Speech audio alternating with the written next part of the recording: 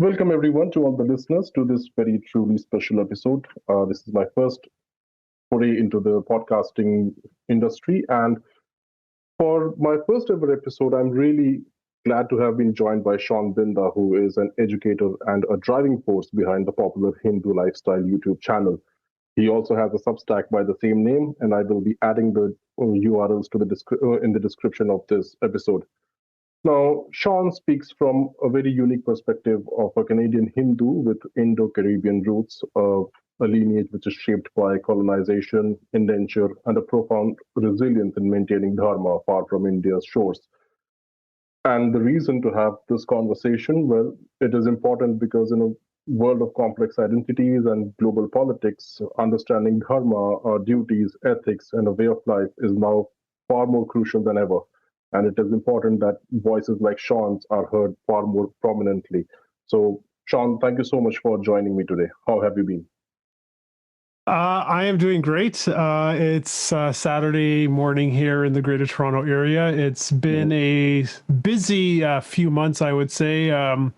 Not only the content that I'm making on social media and writing, but as well as the volunteer duties that encompass much of my life. And I also hold down a 9-to-5 job. So all this other stuff that people know me for on social media is certainly something extra that I try to do. Right. You just mentioned about holding down a regular job while also being involved in all these activities to promote, your cultural identity, our cultural identity, and doing everything to preserve it. Just reminds me of another podcast episode I was watching recently. Have you heard of Shambhav Sharma? He's based out of the United States right now. He's also like Yes. Indian origin. Yep. Uh, and he was doing an episode with Kushal. Kushal is like somebody who keeps switching between India and Canada every year. Yep. And Abhijit Iyer Mitra was also in that episode. I'm sure you've heard of him as well. And they were Yep. just discussing that how easy it is for the left to be focusing their energies in promoting and pushing their ideas because they are like involved 24/7 in that.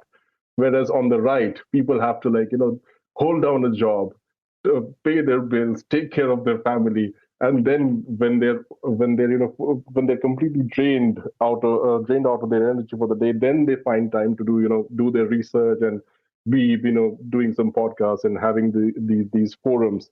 So it's like it's an uphill climb for the right, if I use that word.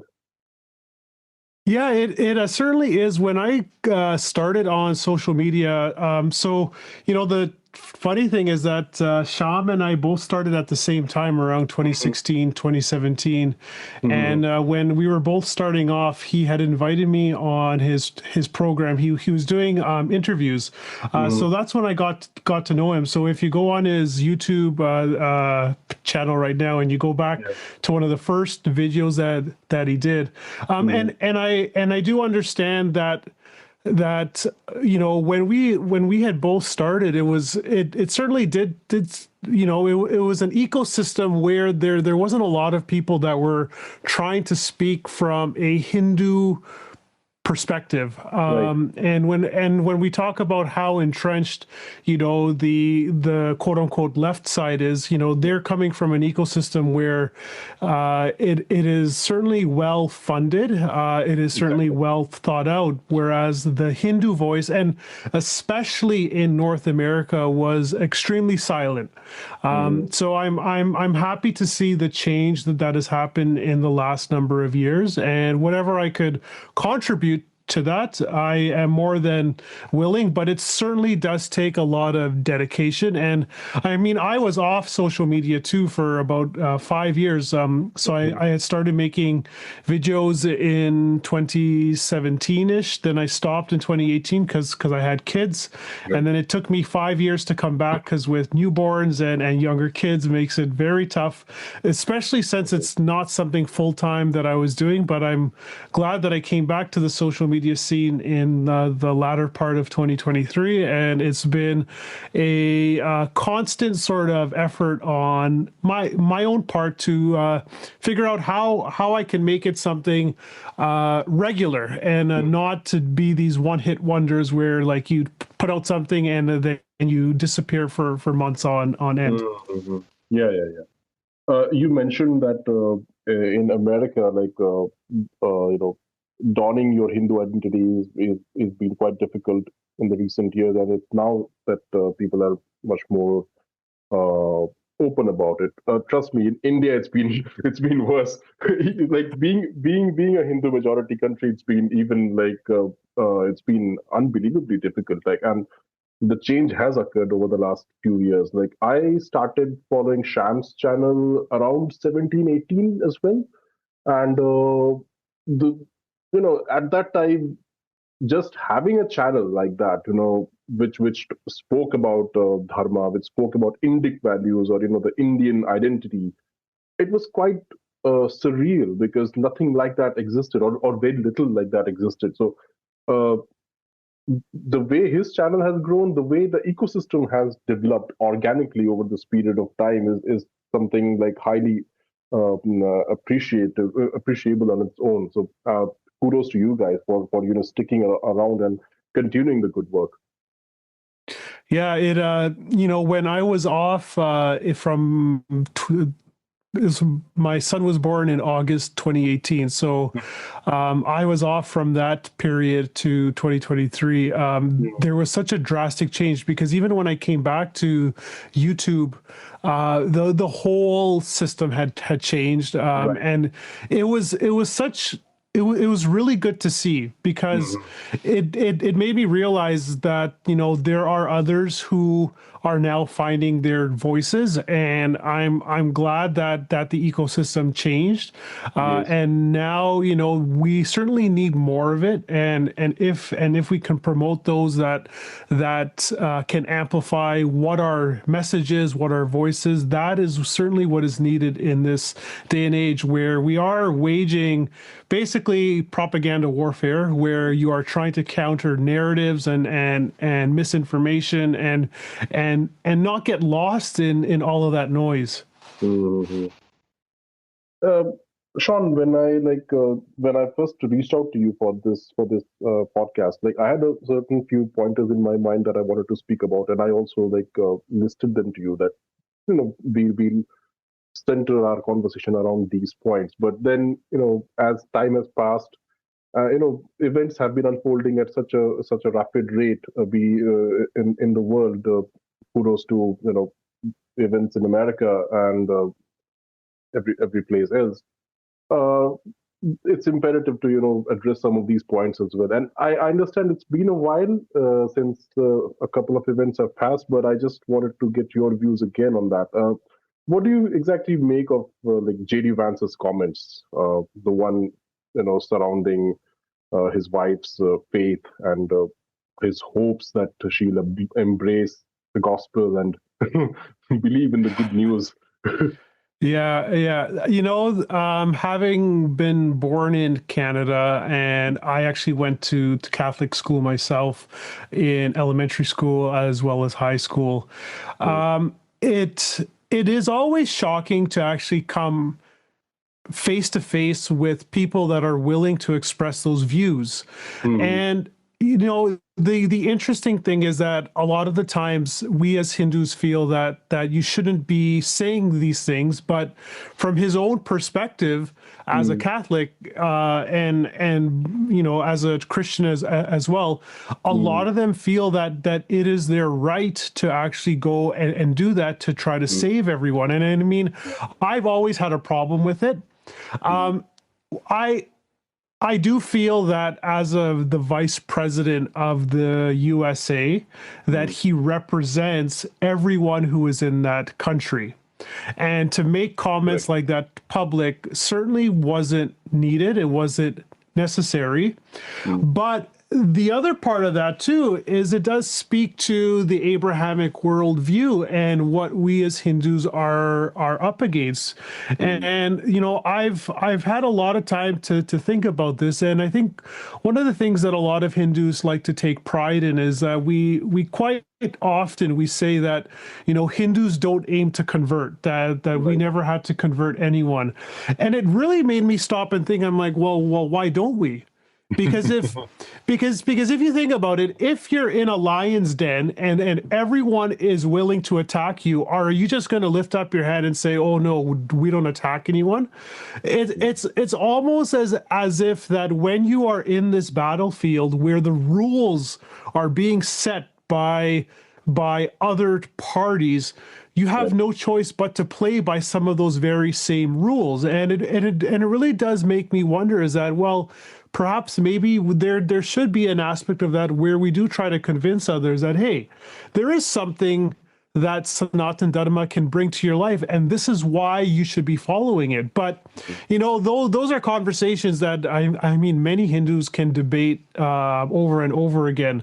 I it does make me wonder too, because in my own life there are many people that I know that are also in interfaith marriages, Mm. and it is a fascinating dynamic to see unfold, because it is a constant negotiation as to what is it that we're doing as a family, what is it that one side of the family is doing, or what the other side of the family is doing. And not once have I seen, that explicit way of saying is that, well, I hope she comes back in, or I hope he comes back in. And for him to publicly say that, a lot of it certainly is pandering to his core base. Right. But it does, it does make a lot of people feel very uncomfortable. Mm-hmm. And it's kind of interesting that while he was going around last year during the election cycle, basically blowing the trumpet, no pun intended there, for votes. At that time, Usha was conveniently practicing her dharma, but now suddenly she's agnostic, so to say. Yep. So I found that quite interesting, and again, it's the time zone difference. So I just like when I first saw her on Twitter that clip, my first reaction was like, "Hey, wait a minute! Last year he was like, she's a practicing Hindu. Oh, this is such a we have such a harmonious family and everything." And he was on Joe Rogan's podcast as well. Like explicitly talking about the pluralism in his family, and talking about paneer and how much vegetarian food is good for him and everything. What changed suddenly is like, but then again, I mean, it's not the first time that any politician has walked out on their word. Yes, yeah. And I remember listening to that podcast that he did with Joe Rogan, because some of those clips did actually go viral when he was talking about Indian food. And I do remember Joe Rogan saying that if you ever want to be vegetarian, then you need to go to India, because they do vegetarian food very differently. Yeah, and for him to step back, I mean, it's very clear why he's doing it, and we have seen a complete shift of what is happening now in America with the conservative movement and MAGA, and even the rise of characters like Nick Fuentes. It really is a drastic change, and it's very interesting to see how JD Vance tries to portray himself moving forward, because I do feel that if something doesn't change within that movement now, the conservatives in America are certainly going to be on their way out. We already saw what happened in New York, where Mamdani was able to win handedly, and a lot of the people that that I was speaking to, because I did post about it, is that who else is there to vote for? Because Exactly. when you talk about having to choose between far right, xenophobic, racist, white nationalists, and going with someone like Mamdani that wants to fight for those that are less privileged, and I mean, these are his speaking points. Mhm. The vast majority will certainly go towards that movement. So I do think there is going to be a reckoning, and it'll be interesting. It'll certainly be interesting to see where that lands. I'm glad we segued into the point about Mamdani, and there was a lot of obviously there was a lot of reaction about an election of a mayor of a city in one corner of the world. Uh, but I mean, this is also mentioned elsewhere as well. That look, what was the competition? Like you have got like Andrew Cuomo, who is like who was basically me too'd from being a governor to a mayor. That was like a demotion, and people were kind of like tired of looking at him. Then there was the fact that a Democrat is not going to win in New York City. So that was like Zohran Mamdani was like he found himself at the right place at the right time, and like there was nobody else. Yeah, no, and I think that is the sentiment, because I had made a few posts on it, and I didn't make any videos on it, but I had commented on X and I had commented on Facebook about it, and there was a lot of people that messaged me privately, and they're like, listen, we understand how you feel about, the things he had said about Hinduism, but when you look at, how New York is as a city Mm, and the people that he is up against, what choices do they have? And right. and I thought it was an interesting perspective. I don't know if I necessarily agree with it, Mm, but it certainly does paint a very different picture, that when it comes down to it and Hindus have to choose between, do I side with a conservative movement that is openly racist and mm, xenophobic and can't seem to control that part of their party, versus going with someone like Mamdani?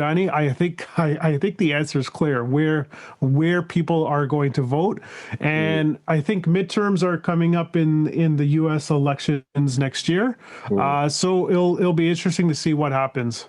Yeah. Also, I mean, if the current Trump administration had not messed the relations with India the way they did, especially after Operation Sindoor, in which India basically tore apart Pakistan's military establishments for what they did in Pahalgam. The way the Trump administration suddenly flipped against India, that kind of really ticked off Indo-Americans. Like because until now, even like until the last election cycle, it like Indian Americans are known to vote like liberal, and they're known to vote uh, the left. But so it was a lot of hard work to bring certain a chunk of that vote to the right, to that hey, Trump is our guy. We'll do more business with India. We'll have fantastic relations with India and everything.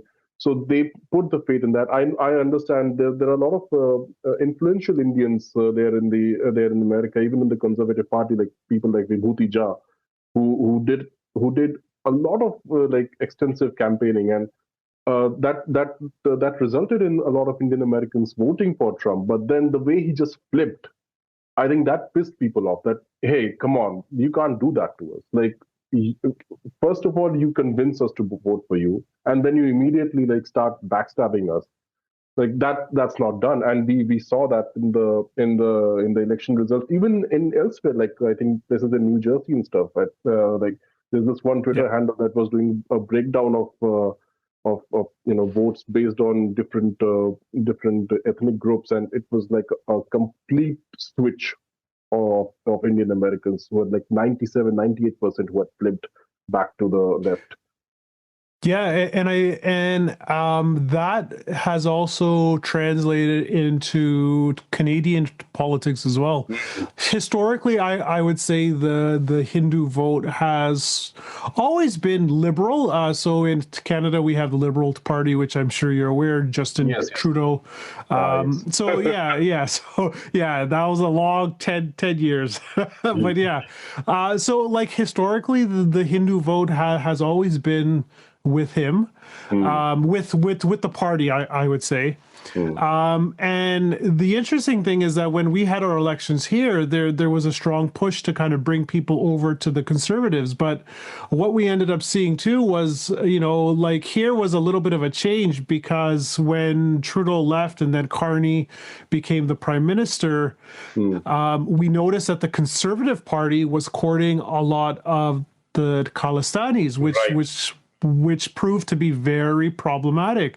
Mm, And then we saw like where everyone thought that conservatives were a shoo-in because mm, of the 10 years of Trudeau, all of a sudden, you change party leaders and Mark Carney becomes the prime minister, and now they're back in power again. And it just goes to show you that you have to know the people who you want voting for you, and you mm. have to be listening to them on the ground. And that is something that I think, now that I've seen Carney, in trying to restore the relationship with India, where we saw that, there was press conferences with a variety of politicians, and they're putting out press statements where we're starting to see that Mm. you really have to know how to balance, the two sides of that equation. Because one of the interesting things being in Canada is that there's always this push about free speech, Mm. about balancing the right to protest, and I think when you bring up Khalistan and the Sikh separatist movement, Mm. you're never going to be able to stop people from voicing their opinion when it comes to that.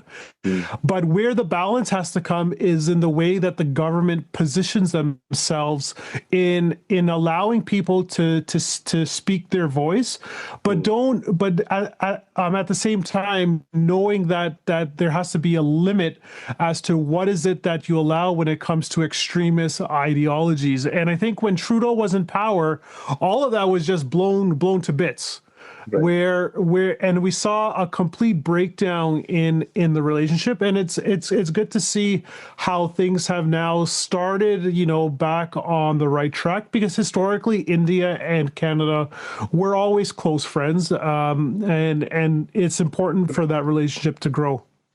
Yeah, and I mean, especially like under Harper, the relations were quite strong between India and Canada, and it's just gone downhill in the last uh, 6 7 years because. So what do you think? Like, why were like it's one thing that you have to pander to your vote bank, but what was compelling Trudeau to go to the extent of like destroying relations with India? Like, do you think it was just like out of his own passion, like or something? What was he doing? Like, obviously, we've seen that he was not making logical decisions. But what do you think was happening there? Yeah, so I mean, this is strictly my own opinion here, but if I had to look at the sequence of events, what has basically happened in the Canadian political system is the Sikh separatist lobby. Mhm. They were able to get into positions of power within all the political parties. So Mm. that would be the Liberal Party, and we saw it in the most recent election how they are also in the Conservative Party, Right. and of course with the NDP, which is the New Democratic Party with Jagmeet Singh. So they were able to go in and be able to find people to be in all of these parties. So when it came to the inner circle of Trudeau, they formed a large part of that vote. And when Trudeau was on fire here for a whole host of issues, what ended up happening is that to deflect from him, there was all of these issues that he now brought to the fore, which, if you kind of look at it, when things like this usually happen, these are things that the discussions between two countries usually happen behind closed doors, not out in the open with what we were seeing. And I think that's basically where it came to, is that he was trying to hold on to power, and he realized that this was a base that he can go to for support. And that's basically how I see how it played out. And the same sort of thing also happened with the Conservative Party too, is that when the election was called, everyone thought that they were a shoo-in to win. But then you start hearing stories about how, a lot of these politicians that aligned with the Khalistani movement, they were playing internal party politics, and they were able to sort of get rid of candidates that so there was a case out in British Columbia, which is out in the western part of Canada, where there was a former mayor that was running for the Conservative Party, was a longtime resident of that area, and then all of a sudden the election comes up, and he's told that he doesn't qualify to run. And then when you hear like the backstories, it's almost as if there was a coup and they just kicked him out. Right. So that to me is just more illustrations of what happens when you have people that are aligned with a certain faction. They find themselves in these positions of power within each political party. And I think that was the main driver of what has happened with what happened in the last 5 years with Trudeau and India. But we do see a change now with Mark Carney, is that a lot of those same politicians are still there. Right. That lobby is still there, but the tone now is being set from above, which is how it always has been. So you had mentioned Stephen Harper. The Khalistanis were there when Stephen Harper was there, but he was able to set the tone as that you are allowed to voice whatever dissent you want, because the laws within Canada give you that right. But you are not going to come and subvert our political party for your own gain. And it's good to see that the Liberal Party has moved towards that direction. And, it certainly is a balancing act. Just just yesterday, there was a video that had come out with our security intelligence agency. They usually give like a once a year presentation with the media, and now you can see that they openly mention the Air India bombing, and they mentioned the term extremist ideology. And I had just commented on it, is that for them to come out and say this right now in 2025 just goes to show you is that they realize that these things now need to be stated out openly, what their position is on it. But at the same time, they still mention the whole idea of transnational repression. And that, of course, is made in reference to what had happened here with the Nijart killing and the alleged role of India. And I think this is the balancing act that Canadian politicians have to do. And I think right now we are in a good position where those relations are now on the mend. Right. Well, it's always good when it's good then when governments act mature governments. Like, there is something that your fringe groups or your associate groups want to do something, just like Stephen Harper. Like, he let them do what they wanted to do, but he never let them affect his decision making or his executive decisions or anything like that. So the more mature we can keep the international relations, the better it would be, I think, for for not just the local Canadian people, but local Indian people and Indian origin people there. So Yep. that's the political side of it. But coming like reading back to some of the actual pointers that I wanted to talk about, which is basically your forte. Uh, some of the things that I just wanted to get an idea about, just out of curiosity and stuff like that. Like, uh, I just wanted to get your views on like how, say, the dharmic practices take place among households of Indian origin people. Uh, hmm one of the interesting things that I've noticed here as I've gotten older is that maintaining a Dharmic identity is a choice that families have to make. mhm, And it's not something that you actively think about if you're living, I would say in India, because a lot of it just surrounds you. mhm, And whether you actively choose to participate or not is certainly up to you. But it's something that when you're here in Canada, there are choices that you need to make. Is that what are you going to do with your time? So when mhm, you talk about maintaining Dharmic tradition, it's an active choice that you now have to make. And for children and for children born here, for parents, for individuals that have immigrated here recently, and even when my mom and dad came here in the 1970s, mhm, it was a choice that everyone has to make in their life. Is that what are you going to do today to maintain those traditions? And if you don't make that active choice, what I've seen is there's just been a watering down to where you come to a point now is that you're living a quote unquote North American lifestyle, and that mhm. doesn't involve anything Hindu. Right. So that means that you need to figure out how is it that you're going to adapt. Are you going to attend the mandir, make it a point to attend once a week? Are you going to be teaching your kids the various Puranas and the Itihasas? Are you going to be trying to translate and the tradition as you understood it down to your kids?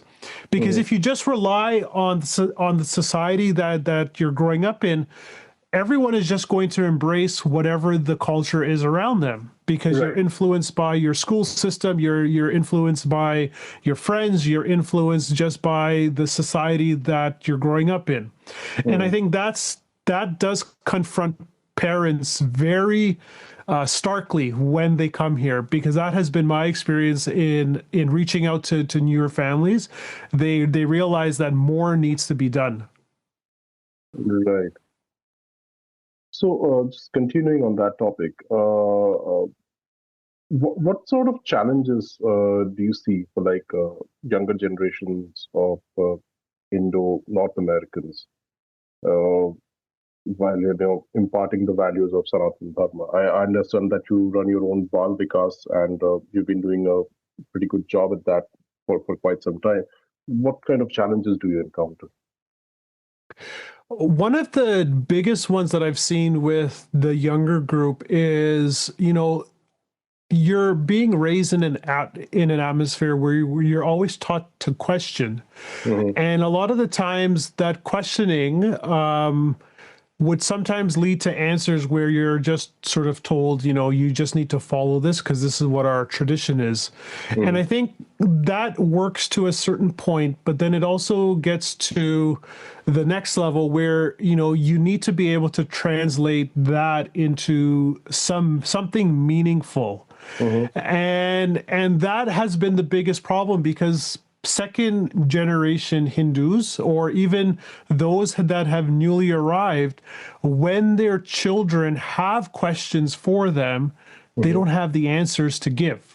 And Right. they're and I almost feel that these classes that we run here is not only just for the children, but it's for the parents to reacquaint themselves with the traditions that they grew up in, to Hmm. make it more meaningful for themselves so that it brings deeper meaning to them, which then in turn wants them to impart it to their children, because now, like, it's all of these pieces are now starting to connect. Mm. So that is certainly one aspect. The other aspect is having a community that you feel a part of. You Right. know, one of the things that have been lost in not just in with Hindus here is that you see it with the breakdown of churches in North America. There's more and more churches that are being sold. The churches remain empty, Mm. and one of the important things that churches give to society is a sense of community, a Right. sense of belonging. And for us as Hindus, the Mandir environment, that community that you are a part of brings a whole, like a whole sort of values of meaning to your life. Right. And when you are not involved in that community, you tend to lose out on imparting the Hindu tradition. Mm. One of the hardest things that I think we grapple with is parents are always trying to say, okay, we have to do X, Y, and Z, and then my kids are going to be Hindu. But what they don't realize is that the influence of the peer group is very strong as well. So what I tell parents is that if you are part of this Mandir community, your kids will become friends with other parents and other kids, and that in itself forms a group identity. And I think that pays dividends in the long run, because now you start seeing your peers and your friends and and your families participating in the same festivals and the same programs, and now that makes you want to be part of it as well. Mm-hmm. So it's these sort of things that when you're growing up here become very important, that if you're growing up in an environment where these festivals are public displays, you don't Mm. really think about. Right. So, and continuing on that point, so like, how do you see the West? That how do they interpret dharma? Like, any misconceptions? I saw your AMA video about about you know define how they define dharma as a myth. So, like, what are, like, how are you dealing with such challenges? Like, are they like, have you had any reach out programs with them, or is it like a more like social media focused approach?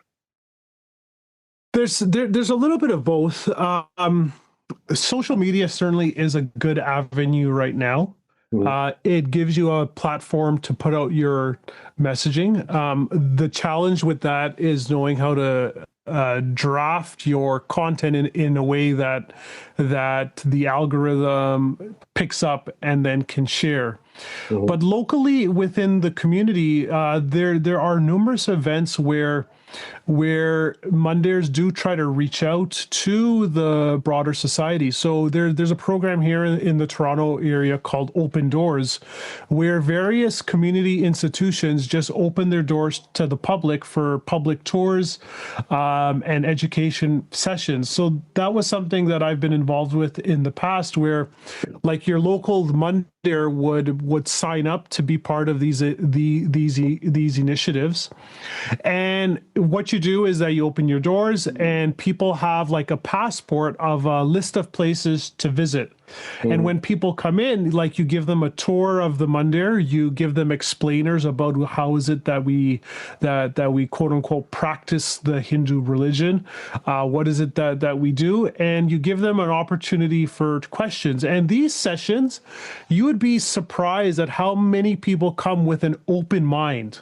Mhm. They just come with an open mind because they're just curious. And I think we tend to lose sight of the fact that human beings are curious individuals.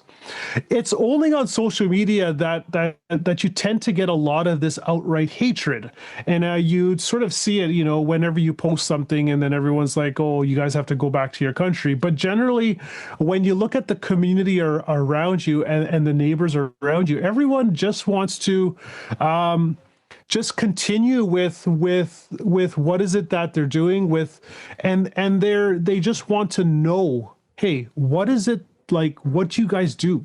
And I think if we do more of that, it becomes important, and it does add value, because now you're not hiding who you are, but you're openly inviting the community to come experience it with you. Right. So, you were talking about how closely the Devi Mandir is associated with you. Just talk to us a little bit about that. It was your father's dream project and how it came about. Yeah, that story forms the better part of my life history. Mhm. So my parents immigrated here in 1970. My dad came up in 1972. Mhm. And my mom came up, I think, a year after that. So they got married here in the late 70s, and then we were all born in the 1980s in the Toronto area. And at Mhm. that time, there was, not a lot of Hindu mandirs in the Greater Toronto area. Mhm. So services first used to happen in a high school in downtown Toronto. Mhm. And then what ended up happening is that one of the mandirs had been established up in Richmond Hill, which is about 40 minutes north of the city. And it was founded by a Guyanese Hindu. His Mhm. name is Dr. Dubey. He's an Order of Canada recipient, and a very prominent figure here in the Toronto area. He's over 80 years old right now. And Mhm. so what they had purchased was a farmhouse on about 3 to 4 acres of land. So my parents started attending there in the early 1980s. We weren't born quite then. And then my father decided to branch off, and we started attending services in the eastern part of the city. Mhm. But then something happened in his own life where, he almost had a spiritual awakening or a revelation where he had a vision of Ma Durga standing in front of him. Mhm. She wasn't seated on the lion; she was standing in Mhm. front of the lion, and she was instructing him to build a mandir, a place for her. Mhm. So that's a story that he used to tell people as to, because many people would ask him, like, why did your life go the way that it did? And it was a story that he tells everyone. And I remember hearing it, when I was growing up. So what that meant for us practically is, in the late 1980s, there was property that was up for purchase, and then a group of 7 families came together, and they purchased 2.5 acres of land. There was a farmhouse, and there was nothing else in that area. So the city is known as Pickering, Ontario, which is about 45 minutes east of Toronto. Mhm. And their services started. So it was a farmhouse that was converted, and then from there, in 1997, 1998, the Davy Mundir was built. So that's the Mundir that is there right now. And so we moved from a small farmhouse into that larger Mundir, and that is where I spent my entire childhood, my teenage years, my early adult life. And unfortunately, we were there right up until 2016, Mhm. when the problem with many of these community organizations is that there's a lot of infighting that starts happening, and Right. it's Right. just the nature of humans, of whenever you're in these organizations. Mhm. And there was a series of events that had led to an election where my father and myself, I was a director there at the time. We were all voted out. And so the positions that we had, yeah. So you can imagine that the founding president was voted out. So it was a time in our life. So this was 2016. So we're coming up to almost 10 years now when this happened. And it gave me pause to kind of think about, well, what is it that I'm going to do right now? Because for a large part of my life, it was, going to the mandir, running programs, teaching, and just trying to like be in the community. And when that rug gets sort of lifted out from underneath you, it makes you pause to reflect, well, what is it that I'm going to do? And it was these series of events that actually brought me to YouTube. Right. And I said, I'm actually going to see if I can do something here. A lot of the students that I was working with, they were encouraging me to do something more, and that's what led me to creating videos on YouTube. And I would say that, looking back now in my life, I do sometimes wonder is, things happen for a reason. Right. And when your time to finish something is coming to its end, then you realize that now it's time for a new phase in your life. And I think that's what I had realized back then, and now I'm starting to see it sort of come up on its own as to where I am in my life, and the things that I choose to devote myself with. But that doesn't mean that we stopped our work within the community.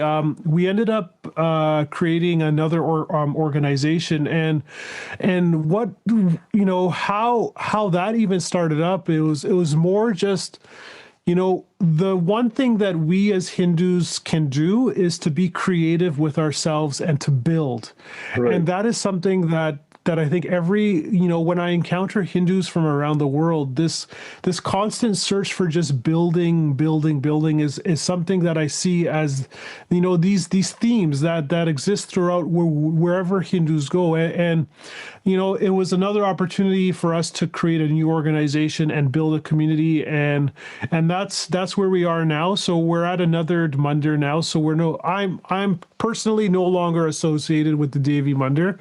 I have no ill will towards anyone there, but I think for myself it was more just coming to the realization is that what I thought my life was meant to be is not what it was meant to be.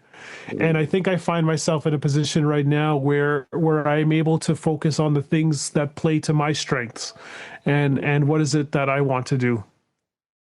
Yeah, well, I mean, life has a very interesting way of revealing itself to you. Yeah, your destiny often reveals itself to you in the most unpredictable fashion, and that's how it goes. You mentioned about you know that that maybe that's how it was. There are things that are just meant to happen, and it just reminded me of something that I posted on in a comment section of one of your posts when you had highlighted your Substack article about the Hindu identity and how the first generation Hindus and second generation Hindus are struggling, maybe grappling with the issue of preserving the identity. And while reading your article and while typing that comment, what occurred to me is that Swami Vivekanand was like he was an atheist when he was very young. When he was Narendranath Datta, he was an atheist. It was only Yeah. when he had his interactions with Ramakrishna Paramhans, and there was a back and forth of ideas and exchange, and there were questions and there were answers. There were like discussions on faith and everything. Only then, one thing led to another, and he had like the vision of Makali, and uh, that's when he was led to this path. So just like you said, life happens. Life has a very interesting way of revealing your destiny to you. If we hadn't had those conversations, I mean, Sanatan Dharma wouldn't have been able to travel over the seas and spread like the way it did. So yeah. Yeah, no, and that's something that I've over the years as I've reflected on where our life was to where it is now, is I always come back to the same point, is that Mm, one of the things that I think every Hindu needs to do is just to figure out what is their own purpose in life. mm, And when you try to fight against that, you will always lead to periods of your life where you feel that you're not on solid ground. correct. And when you understand, your own nature, and you understand the workings of the universe, not that I understand the full workings of the universe, but when you understand, Mm, like the small things that happen in your life that put you on a certain path, and you right. just allow that to flow through you, you all of a sudden you start seeing your life in a different perspective. And I think Right. that's where I see myself right now. And you raise a very good example in reading his story, in reading Vivekananda's story. You come to realize that how so much of what we try to push against is really us just coming to terms with what our true nature is. Absolutely. And he yeah, and as much as some people try to run away from who they are, eventually it comes back to you. Yep. Some way, somehow it does come back, and it's what you choose to do with it that matters. Mm. So, do you plan on visiting India any at any point of time? Yeah, yeah. So the plan. So my oldest son is 7. My youngest is 4 years old. Mm, So I would say when probably in the next 3 to 4 years, mm. I want them to be just a little bit older, so Yes. that they have some memory of it, that they have an understanding, and then we would certainly make our first trip. It won't be our last, but we do want to make it so when they are a little bit older. So Right. that certainly is the plan. Mm, My father was actually making plans to visit India as well in 2023, mm, but unfortunately he fell ill, and then he passed away. But no one within my immediate family has mm, ever visited yet. So we are looking forward to those plans.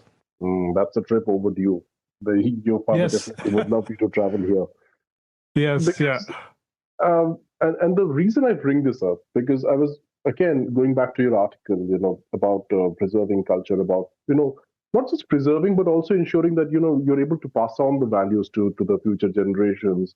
I think one one area that can play a very critical role is traveling to India, like traveling to the dharmic places, not just for Instagram reels or stuff, but uh, take in the essence of those actual dharmic places. You talk about Ayodhya, you talk about Jagannath Puri, you talk about Somnath, you talk about Kashi Vishwanath. There is Kali Ghat here in Kolkata.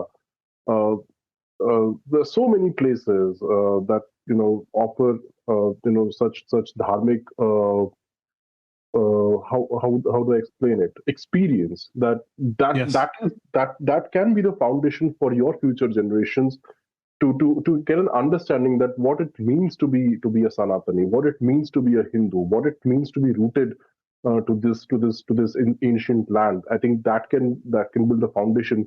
Then it will help them have an imagination of their own, that okay, this is what I'm living for. I again referring back to your article, you had this community of growing up among with your peers in a temple community. Uh, that is awesome. That should be there. But just a feeling of the original, the OG, as they say these days. right. I think that will give them a better sense of what it actually is. A replica. Again, I know. I think replica is the wrong word that I just used.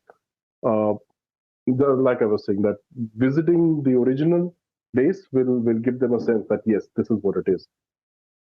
And I do agree with you, is that we are living in a time where now travel and being able to visit is very easy. It's not as hard as it was like when my ancestors left India and then they went to the Caribbean. You know, you're spending 40 nights or two months on a boat just to make that trip. So it is something I would even say too is that with immigration too, you know, when we talk about second generation Hindus growing up here, we're talking about it in a sense that it's a static community. But what we don't realize is that immigration is also changing how we interact with being Hindu as well, because now we have an opportunity in coming face to face with individuals that, you know, have grown up in India. Like I was just thinking about this. If someone in 2014, when Modi was elected, you know, they could have been 15 years old. Fast forward to now, they're in their mid 20s. They grew up in an era where like Hindu identity is like on the upswing. Right. So they're going to come with it in a different sense where they're not afraid to be who they are. Whereas I find a lot of second generation that grew up in Canada, they are coming at it with the experiences of their parents. Right, so right. now when that like your Hindu identity is something hidden, but now we're having a clash of these two different ways that people see themselves, that is also going to have an effect on what it even means to be Hindu. And I think it's a great time to actually be Hindu in North America right now, because you have a solid base that have been established here, that you know, that they understand like North America. You have new immigrants coming in that is bringing like a renewed sense of public displays of Hindu identity, that it could only be a net positive. That's how I see it. And then when you bring in like travel to India, it reinforces, you know, how you grow up Hindu, that you can visit these places. Like right now, we are teaching our kids the Ramayana. So like all of these places that Sri Ram visited are actual places in India. So I could only imagine that when we go there and now we visit Ayodhya, like they already have a clear sense in their head that Ayodhya was where Sri Ram was born. You know, he grew up in the palace and then he had to leave there. So you could imagine now visiting there, what that is actually going to mean to them, right? And I think, you know, all of these things now come towards something that I've been sort of like hinting at, is that I think we are going to be seeing more of this sort of global Hindu identity, which is what my hope is that conversations like this, where Hindus from North America, Hindus from the Caribbean, you know, from America, from India, from all around the world can come together and sort of like understand, you know, what is it that we want as a global Hindu community, and how does India fit into that picture? Because Hinduism without India is not Hinduism at all. Because there is that tie to the land, and I think all of these things can reinforce each other. Yeah. And I mean, there are other communities as well. Like sometimes, I don't know how the Mauritians feel about it, that they might often get overlooked in conversations like this. You know, it's important that we start conversations with every group.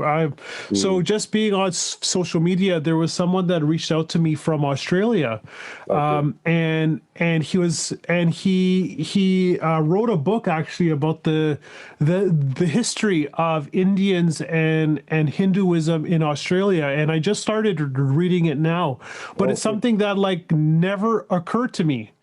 And it's important that these conversations, you know, start happening. I do find that a lot of times we tend to live in these sort of like closed in circles where we don't want to outreach to understand the wider community. But I think one of the benefits of the internet as a whole is the ability to sort of bring everyone together, and that's one of the positive aspects that I think we need to tap into. Yes. And even in India, I mean, if you've noticed, like there's a lot of conversation around Gen Z.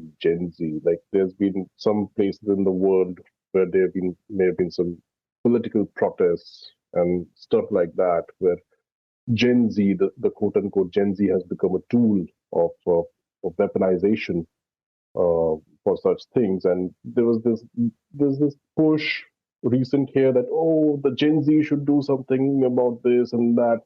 And there were also like smaller growing concerns as to how do we preserve the culture here. Like we're talking about Hinduism or Sanatan Dharma in overseas in other parts of the world, but what about back home? And but what we're also now seeing is new trends picking up, like bhajan clubbing. I've seen shots of that. Yeah. So, people, very young people, like giving up like partying and stuff, taking up bhajan clubbing. I mean, it's a good way to it's a good entry point into dharma. I would say, like not a complete dilution as often happens. You would find if you see some like videos of garba during Navratri from Gujarat, like it's they've become more about like just hanging out and kind of become like the Valentine's Day of Gujarat of that time of the year.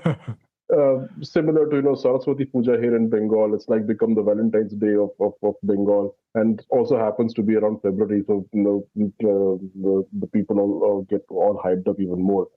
So not dilution, but kind of being an entry point into dharma. That okay, it's like like school. You enter, you understand. This is like first, second, third standard, and as you graduate, you understand the depth of the religion, the depth of the texts that we have. So much to offer, and so much variety, so much diversity within the dharma itself. I mean, can you imagine any other religion, say to say? I mean, let's call it dharma, but can you imagine any other dharma or religion which has an accommodative place for people who don't believe in God at all? Like the whole Right. charva Yeah. way of living, where they don't believe in God. You would be if you tried that in any other place in some of the other. I mean, I'm not going to name names, but we all know who we're talking about. You would be excommunicated from society, Yeah. and that's the least of your problems. That's the least thing. I mean, if you've only been excommunicated from society, that you've gotten off very, very, very easy. So yeah, I mean, there's so much diversity, so much to learn in the dharma. And there are signs, there are positive signs. I'm quite positive that we'll be able to not only sustain in our generation, but also pass it on going forward as well. Hmm. Hopefully.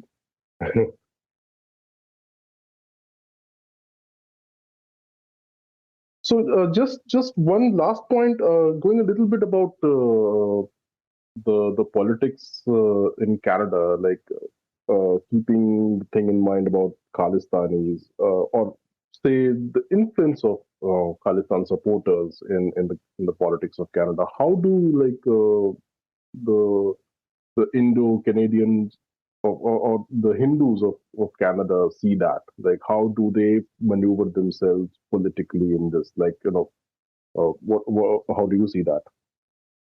So, it's very interesting because even my own entry into the Khalistan issue happened fairly late in my life. I was very young when the Air India bombing happened, so I don't have any memory of it. And then my first encounter with one of the victims of the family was through my sister. So my sister was learning dance, Mm-hmm. and her dance teacher lost family that was on the plane, and Okay. that's I was probably in my teenage years when I found out about that. So that prompted me to kind of look into it more. But then I never really had much interaction with it. It Mm-hmm. wasn't until I had made a video on YouTube in 2017 about Jagmeet Singh and Superwoman. They were talking about Raksha Bandhan, and I had criticized them for what they were saying about it. And then my the comment section of that video got flooded by Khalistanis, and I had no idea what landmine I was walking into. So to the point where I had to turn off the comments on the video because I'm like, I don't want all of this, because it was the first time that I had encountered sort of hateful comments. Focused hate. And that, yeah, it really was. And then a few people locally messaged me. And so they started to explain to me what the background was. And then that sent me down like a rabbit hole of understanding what it was. So prior to that, I would say that I represented, and I believe this to be true, is that I represented the majority of Hindus growing up in Canada. We were largely ignorant of the Khalistan movement. But where this really came to the forefront was what happened last November. It was a year where, the video started circulating of a Khalistan protest happening in front of Hindu Sabha in Brampton. And when they just sort of broke through the fence and then they started attacking people. And I know many Hindus, many Indians within Canada now started to sit up straighter. They started to sit up straighter because they're like, this can happen at any of our mandirs here. And the funny thing is that many people would counteract what I'm saying by saying that, no, it's not an attack on Hindus, that it's an attack on the Indian government. But then when you look at some of the mandirs that faced vandalism and faced attacks, they were mandirs established by Hindus from the Caribbean. So Hindus from Trinidad, Hindus from Guyana. So then you ask, well, why are you protesting a Hindu mandir? And then that's when I think a lot of Hindus because I come from the Caribbean community, a lot of Hindus from the Caribbean community now started waking up to the fact that, hey, what is this Khalistan movement and why are they attacking Hindu mandirs? And then they started realizing, the Khalistan movement is based on a lot of anti-Hindu hatred as well. And I would say that right now within the community that a lot of people have been made aware of it. They are starting to get more vocal about what is it that they're willing to accept. So even protests now that are happening in front of mandirs now, what's happening is that people are going out and they're going to the local courthouses and they're asking for restraining orders, meaning that they have to stay X amount of meters away. And there's a lot more awareness now than I would say 10 years ago when I first encountered it. So I think that's a net positive. Do I ever think that it's going to die down? Probably not. Unless like politicians get serious about it. I think what's going to happen is that it's going to fall under the guise of free speech, which will always be a little bit hard in the North American context to tamp down. But as long as I think our community remains vocal about it, we will hopefully never get to the position we were in last year. So that's a positive. And just one last point on the same topic. What do you see the role of organizations like BAPS and ISKCON in this? Because I have seen news that they are more concerned with getting pictures clicked with politicians, and they're caught up in their own internal politics about their trusts and boards, rather than actually working for the benefit of the Hindu identity there. And even if you look at the Leicester case, which I think happened a couple of years ago, the guy who basically led that charge, the people from ISKCON and BAPS were just posing with him a couple of days later and going and bhaichara and everything. But I mean, how do you see their role? Is there a change occurring even there? That is a good question. If there's a change or not, I don't know. A lot of the times these organizations, they always hide behind the fact that they don't want to get political. to the detriment of the community. And I think so there is a balance that I think needs to be struck, because if like these organizations that you mentioned, is that if they view themselves as strictly being religious, then certainly they don't want to get involved in the political. Where I think they need to lend support is certainly in the background, which I have seen, which is good. So I think that's a net positive. Okay. But when you start posing for photos with with people, then that certainly sends the wrong message. Yeah. So I think what if I was in the position that they were in, I would certainly internally be very vocal against things like that, where the public face is a detriment to what the people behind the scenes are trying to fight against. So you certainly don't have to come out in the front and be at the forefront of trying to fight these things, but certainly don't do harm to the community by posing for photos with the politicians that are actively promoting these extremist ideologies. And I think where they can focus now more is how is it that they can leverage their community in supporting these initiatives. And I think that has been the struggle historically, is that the Mandir ecosystem doesn't want to get involved in the political climate, but when you don't get involved, then you start seeing how that harms our community. So I think what has happened now is that there's been more of an outreach to the Mandirs and figuring out ways that they can lend their support while not being at the forefront of it. And I think that's where we need to head, because the Hindus within the community, they will always go to the Mandirs, and that's where you will find the people there. But I certainly didn't like, you had mentioned that photo, and I remember seeing it myself. And when you start seeing things like that, it really does make you question, like, are they actually for the community or are they against it? Right.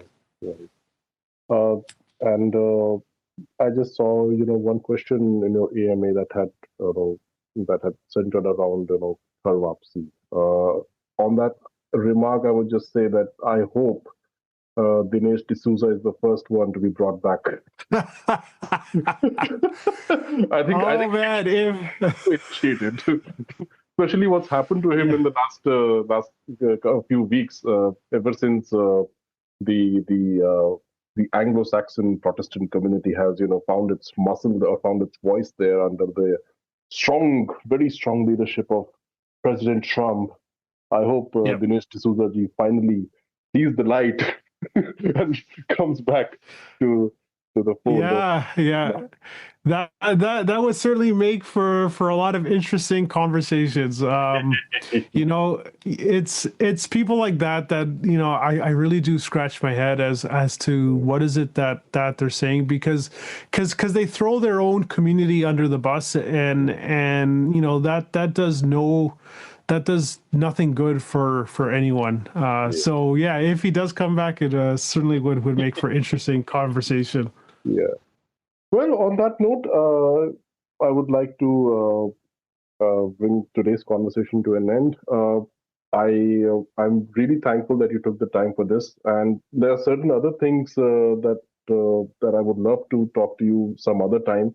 And as events unfold and evolve, I'm positive that we'll definitely have a lot to talk about. Thank you so much, Shawn. It was great talking to you. Thank you for having me on, and I look forward to more conversations. All right. Cheers, man. Have a great weekend ahead. Goodbye. Take care.